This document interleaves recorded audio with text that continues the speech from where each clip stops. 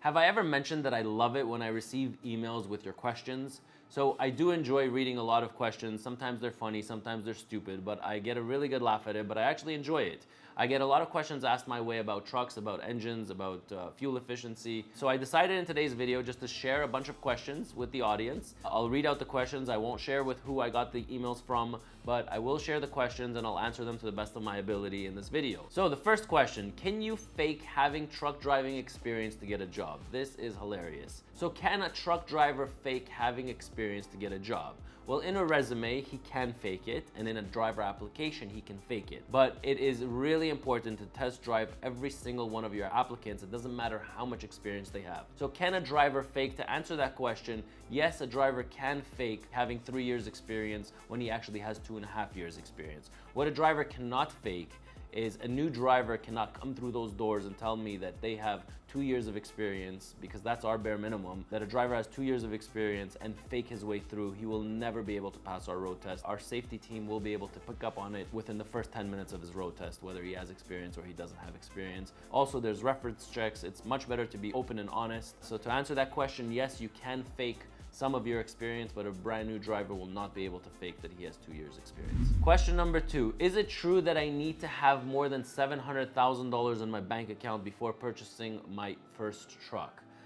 No, absolutely, it's not true. I think that a good, comfortable zone should be around the $50,000 mark. It also depends whether you're buying your first truck as an owner-operator at the dealerships, or are you becoming a lease operator? So a lease operator, you don't need that much money, but if you are becoming an owner-operator, I would say the magical number is probably around $40,000 to $50,000 you should have in your bank before purchasing your first truck. Now, don't give the entire $40,000 to $50,000 as a down payment for your truck. You should have, once you start on the road, you should have at least $10,000 to $15,000 in your bank account.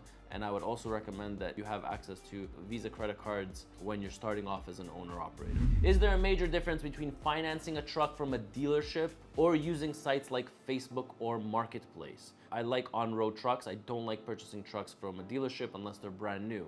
I don't like buying secondhand trucks from dealerships. I prefer to buy a secondhand truck from an owner-operator. Very, very important is buying a truck that is on road. If I have 2 trucks, one is in a dealership and one is driving, same price, same mileage, even $5,000 difference. You know, if today I see a truck that's 2018, one of them is at the dealership, the other one is on the road, I will pay $5,000 more for the driver that is on the road, for that truck that's on the road and not parked. I hate parked trucks. You never know what you're getting, so I prefer Marketplace and I prefer buying directly from an owner-operator or somebody that owns the truck. I even prefer to pay a premium, but I want the equipment. I want to know that it's an on-road truck and not a parked truck. The next question, what do you do when you're short on drivers 1 week due to illness or equipment malfunctioning?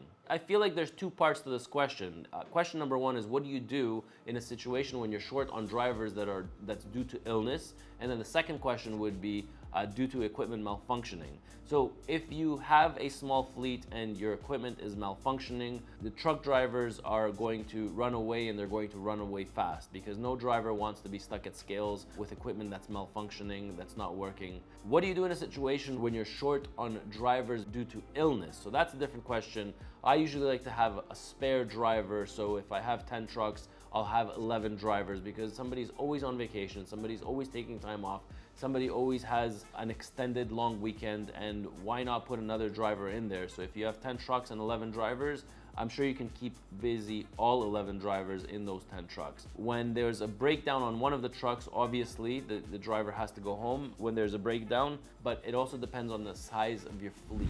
I bought my first truck. Now, how do I build a client base? So it's very hard to build a client base with one truck. I don't think any manufacturing company is going to take you seriously when you just have one truck. When you have one truck, I'd probably stick to the load boards and maybe have 1 or 2 clients that you can maybe solicit directly. So if you're an owner operator, you know, you're constantly at a certain manufacturing company picking up loads, you might start making relationships there, personal relationship with the shipper, with the loader. They might direct you in the right direction, and if they do, then maybe you're able to solicit them directly. Referring to your client base, I mean, how many clients can you actually take upon yourself? If you are an owner operator that has one truck, you really can't take much on yourself. You'll maybe have 1 or 2 clients. You know, a high volume manufacturing company is not going to take you seriously when you have 1 or 2 trucks.